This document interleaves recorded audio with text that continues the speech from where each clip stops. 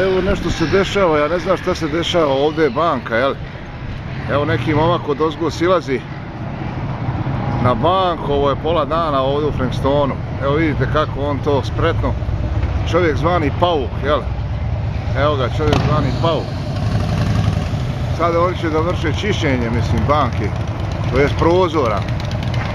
Evo, lagano se ili će trezora, ja nemam pojma šta će, lagano se spušta, jel? Kako vidite to.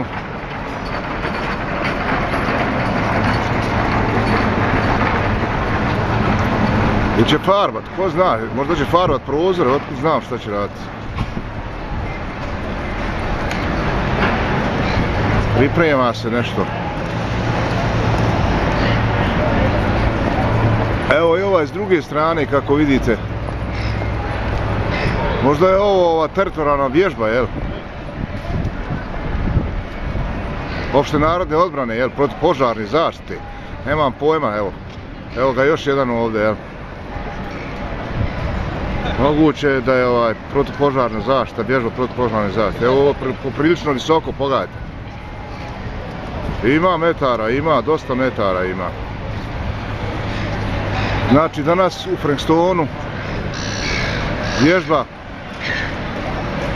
protupožarne zaštite, jel? Evo ovdje poljeva prozore u slučaju, jel, ovoga vatre. Evo još jedan drugi isto tako silazi, znači s druge strane, jel, vatra je napredovala na desnoj, sada vatra napreduje na lijevoj strani, kako vidite, jel? Evo lagano, jel, oprezno, jel, on je bio na kursu 7 dana, jel, kod nas u vatrogasnom društvu na obuci to je. Evo ga, i on lagano silazi, znači.